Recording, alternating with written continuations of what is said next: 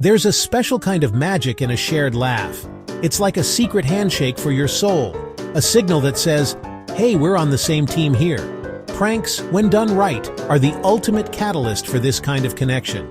I'm not talking about the mean-spirited stuff. No, I'm talking about pranks engineered for maximum surprise and minimum harm, where the punchline is a room full of people doubled over.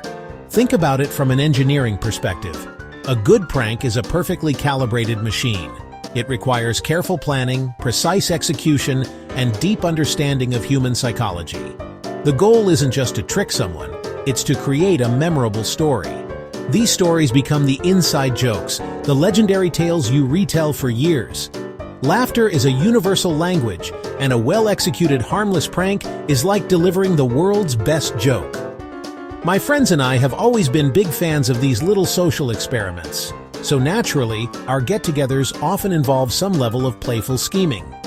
This brings me to my latest project, Operation Hydration Hysteria. The concept was beautiful in its simplicity. Weaponize a common water bottle to deliver pure, unadulterated shock.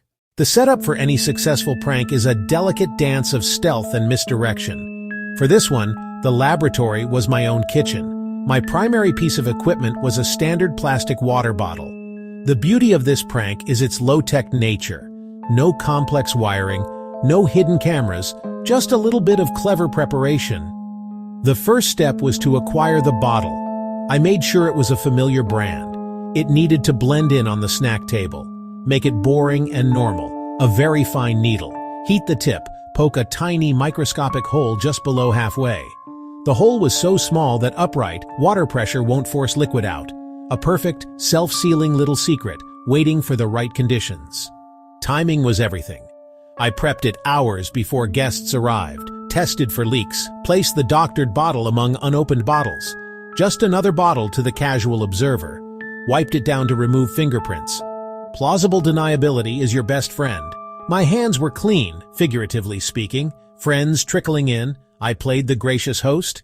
I offered them snacks, put on music, engaged in casual conversation, all while keeping a subtle eye on the bottles.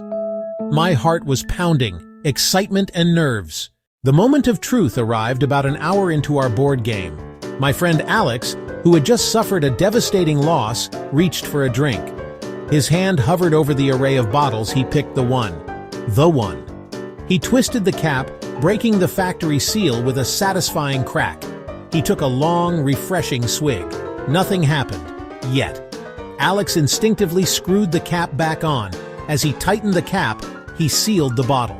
Air trapped inside had nowhere to go. Alex picked up his game pieces, bottle in hand. His fingers tightened. A laser-thin stream of water shot out. It landed on Sarah's cheek. She froze, eyes wide. She touched her face. She looked at her fingers. She stared at the ceiling. The rest of us started to notice. He shifted his grip. Another jet sprayed out, hitting Ben's glasses. What was that? Did you just spit on me, Alex? What? No, I didn't do anything. His gesture squeezed the bottle again. A third stream hit me. The secret was out. The room fell silent, then erupted. The moment of realization was pure gold.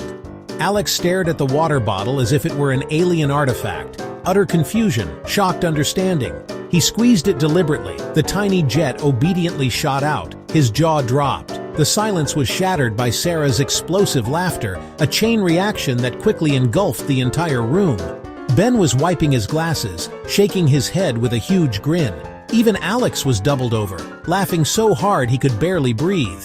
The board game was completely forgotten, replaced by the pure, unfiltered joy of the moment. What I love most about a prank like this is the aftermath. It's not just about the initial shock, it's about the shared story you create together. For the rest of the night, the trick bottle became the centerpiece of our evening. We took turns trying it out, marveling at how such a simple modification could create such a hilarious result.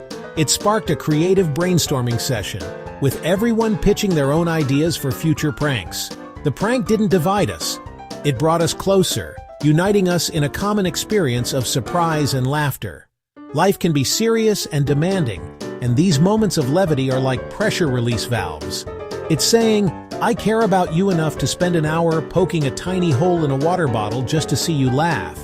Years from now, we might not remember who won the board game, but we'll all remember the night Alex's water bottle started shooting people.